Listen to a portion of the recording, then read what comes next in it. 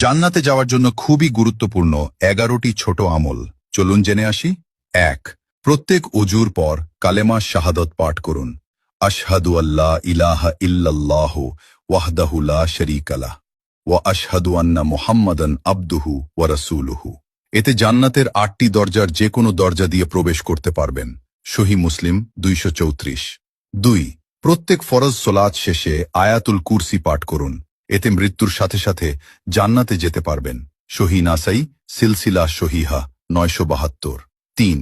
প্রত্যেক ফরজ সোলাত শেষে 33 বার সুবহানাল্লাহ, 33 বার আলহামদুলিল্লাহ, 33 বার আল্লাহু আকবার এবং একবার লা ইলাহা ইল্লাল্লাহু ওয়াহদাহু লা শারীকা লাহু লাহুল মুনকু ওয়া লাহুল হামদু ওয়া হুয়া আলা কুল্লি শাইইন কাদির পাঠ করুন।